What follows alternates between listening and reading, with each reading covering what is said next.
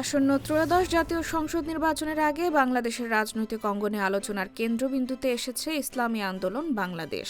জামায়াতে ইসলামীর নেতৃত্বাধীন ১১ দলীয় নির্বাচনী জোট থেকে বিচ্ছিন্ন হয়ে দলটি এককভাবে নির্বাচনে অংশগ্রহণের ঘোষণা দিয়েছে।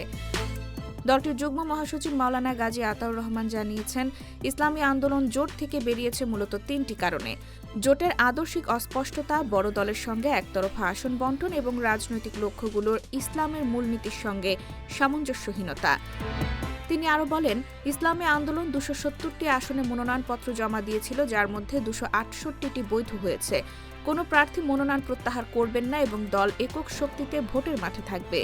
এর আগে জামায়াত তাদের জন্য ৫০টি আসনের প্রস্তাব দিয়েছিল, যা দল প্রত্যাখ্যান করেছে। ইসলামী আন্দোলন বাংলাদেশ চরমোনাই পীর সৈয়দ ফজলুল করিমের নেতৃত্বে ১৯৮৭ সালের মার্চ মাসে প্রতিষ্ঠিত হয়। দলের লক্ষ্য ছিল বাংলাদেশকে কোরআন সুন্নাহ ভিত্তিক নীতি ও আদর্শের উপর পরিচালিত রাষ্ট্রে রূপান্তর করা।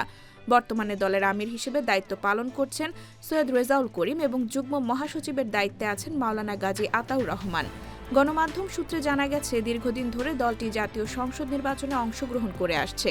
১৯৯১ ও ১৯৯৬ সালে তারা জোটভুক্ত প্রার্থী হিসেবে ভোটে লড়েছিল। ২০০৮ এবং ২০১৮ সালে স্বতন্ত্রভাবে নির্বাচনে অংশ নিলেও কোনো কেন্দ্রীয় আসনে জয় পায়নি।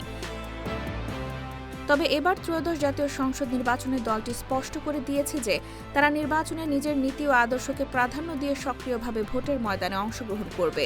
দলটি এককভাবে লড়াই করার মাধ্যমেই তাদের রাজনৈতিক লক্ষ্য ও ইসলামী আদর্শকে দৃঢ়ভাবে প্রতিফলিত করতে চায়।